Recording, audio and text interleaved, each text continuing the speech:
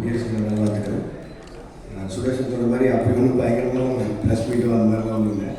எனக்கு இந்த கூலி ரிலீஸ்க்கு அப்புறம் அவங்க யாரையுமே சந்திக்கல. யூஸ்வலாக ஒரு படம் ரிலீஸ் ஆனதுக்கப்புறம் ஏதோ தேங்க்ஸ் மீட்டோ சக்ஸஸ் மீட்டோ இல்லை ஏதோ ஒரு வகையில் சந்திச்சிருக்கேன். இந்த தடவை சந்திக்க முடியல. கிட்டத்தட்ட ஒரு 6 மாதம் வச்சுன்னு நினைக்கிறேன். அந்த நீலம் பண்பாட்டு மையம் போகும்போது அப்பவும் பேசணும்னு நினச்சேன். பட் ஆனால் கொஞ்சம் அவசரமாக போக வேண்டியதுனால அப்பவும் சரியாக பேச முடியல. ஸோ அடுத்த படத்துக்கு மூவ் ஆகிறதுக்குள்ள என் சைட்லேருந்து ஒரு 2-3 விஷயம் நிறைய இந்த சோஷியல் மீடியாவில் போயிட்டு இருந்தது. அதுக்கு நான் அட்ரஸ் பண்ணணும்னு நினச்சேன். ஸோ அதுக்காக தான். ஸோ முதல்ல கூலியிலேருந்தே ஆரம்பிச்சுதான் இருக்கேன். முதல்ல மக்களுக்கு நன்றி. 35 நாள் கிட்ட கூலி தியேட்டரில் உழைச்சி நினைக்கிறேன். நான் வசூல் அதை பற்றி பேசுகிறது இல்லை. ஒரு லாபகரமான படம்னு சன் பிக்சர்ஸ் சொன்னாங்க. அண்ட் 1000 விமர்சனங்களை தாண்டி அந்த படம் 35 நாள் ஓடுனதுக்கும் இல்லை இவ்வளோ தூரம் வசூல் பண்ணதுக்கும் மக்களுக்கு மிகப்பெரிய நன்றி. அண்ட் பத்திரிகையாளர்களுக்கு நன்றி. அண்ட் யூடியூபர்ஸ்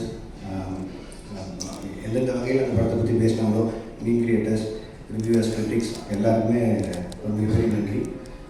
அதில் வந்து கிரிட்டிக்ஸ் வந்து நிறைய விஷயங்கள் யோசிக்க வச்சுருக்கு. எப்படின்னா, ஸோ இதுதான் எங்களுக்கு எதிர்பார்க்குறாங்க, இந்த மாதிரி கதை சொல்கிறது தான் எதிர்பார்க்குறாங்கிறது வரைக்கும் நிறைய விஷயம் நானும் ஒரு லேர்னிங்காக எடுத்திருக்கேன்.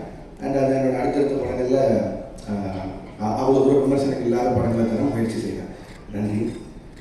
அண்ட் அதுக்கடுத்து ரஜினி சார் கமல் சார் படம், அதை பற்றியும் நிறைய விமர்சனங்கள் போயிட்டு என்ன எது கிளாரிட்டினா அதை பற்றி என் சைட்லேருந்து ஒரு கிளாரிட்டி கொடுக்கணும்னு நான் சொல்கிறேன்.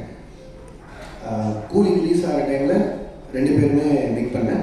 அந்த 2 பேருமே இந்த மாதிரி ஒரு படம் பண்ணலான்னு சொன்னாங்க. எனக்கு அது மிகப்பெரிய ஆப்பர்ச்சுனிட்டி.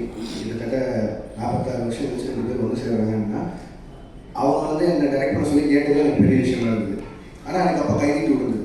கைதி 2 தான் என்னோட இமீடியட் நெக்ஸ்ட் ஃபிலிமாக இருந்தது. பட் ஆனால் எங்கள் ஆப்பர்ச்சுனிட்டி மிஸ் பண்ண முடியல.